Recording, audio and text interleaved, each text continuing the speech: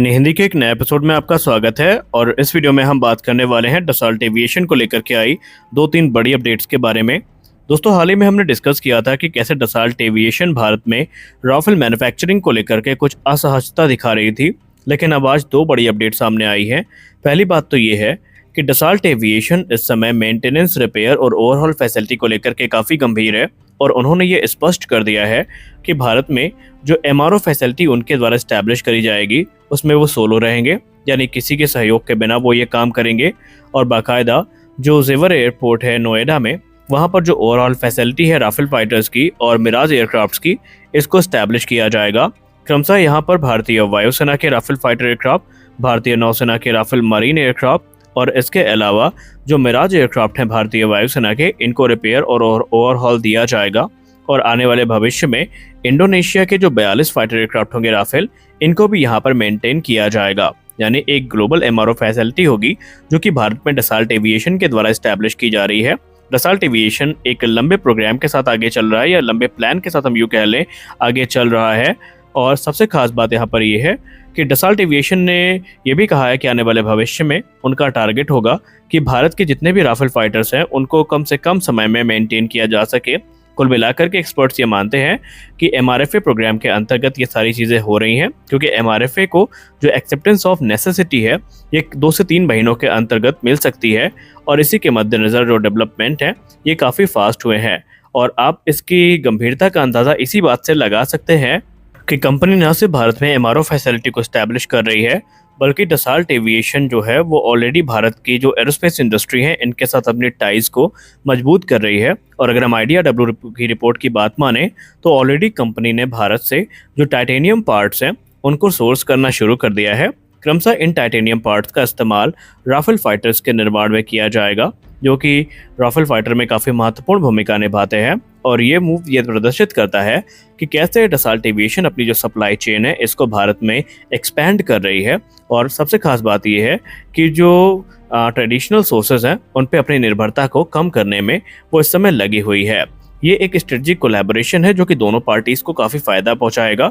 एक तरफ जहां डसॉल्ट एविएशन को काफ़ी कॉस्ट इफेक्टिव वे में हाई क्वालिटी टाइटेनियम पार्ट्स का निर्माण होता भारत से दिखाई पड़ रहा है और इनकी डिलीवरी भारत से की जाएगी, तो वहीं वो अपने इन एडवांस फाइटर के कंस्ट्रक्शन की रफ्तार को बढ़ा सकते हैं।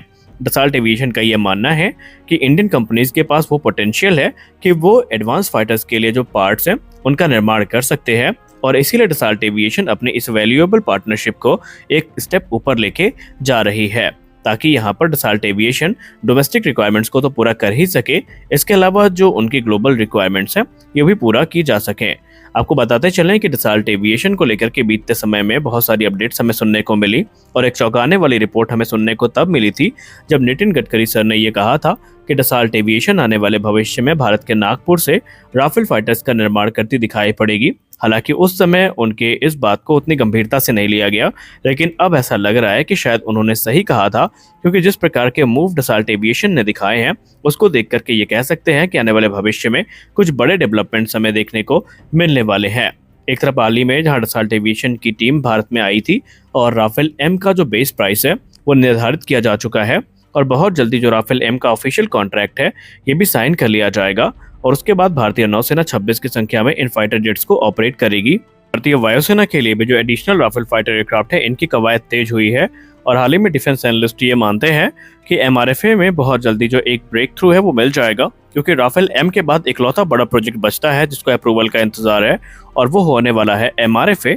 और भारतीय वायुसेना के सीनियर ऑफिशियल्स का ये मानना है कि 2 से 3 महीने में जो एक्सेप्टेंस ऑफ नेसेसिटी है ये प्राप्त कर ली जाएगी, और उसके बाद जो रिक्वेस्ट फॉर प्रपोजल है ये इशू किया जाएगा। हालांकि बहुत सारी अच्छी खबरों के बीच में कुछ बुरी खबरें भी हैं।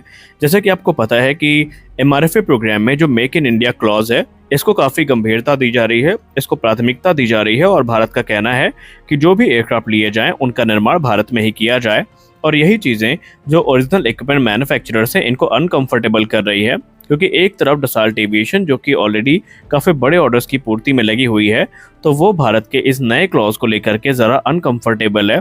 और होना काफ़ी स्वाभाविक भी है, क्योंकि जाहिर सी बात है कि एडवांस टेक्नोलॉजीज़ को शेयर करने में कोई भी जो कंपनी है वो कंफर्टेबल नहीं रहेगी। लेकिन भारत की जो संस्थाएं हैं ये लगातार डसॉल्ट एविएशन के साथ संपर्क में है, और माना जा रहा है कि इसमें जो आम सहमति है ये बन जाएगी।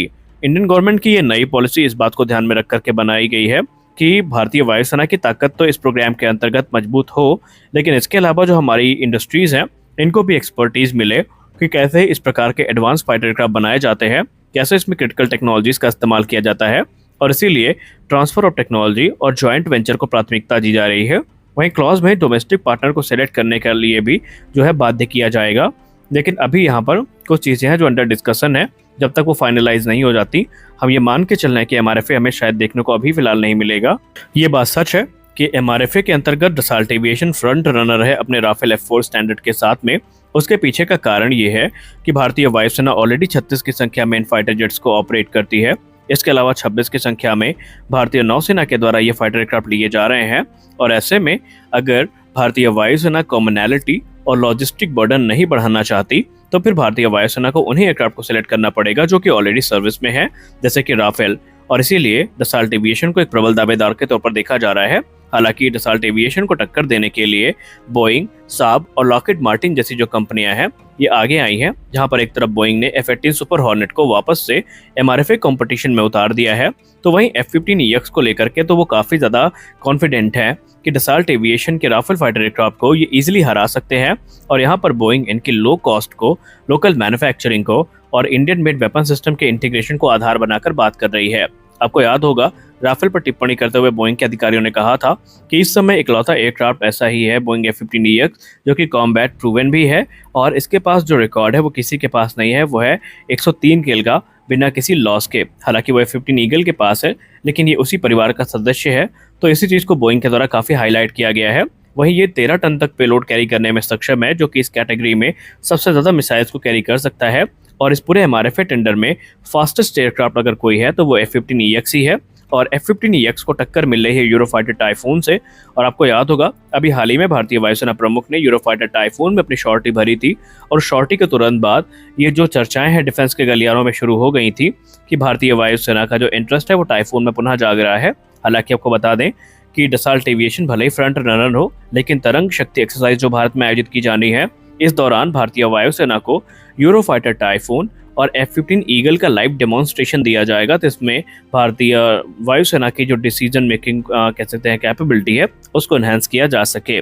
लेकिन एमआरएफए को लेकर के अब ये लगभग क्लियर हो चुका है कि एक्सेप्टेंस ऑफ नेसेसिटी इसी वर्ष के अंत तक आ सकती है, जिसके अंतर्गत बड़ी संख्या में जो एयरक्राफ्ट की खरीद है वो की जानी है।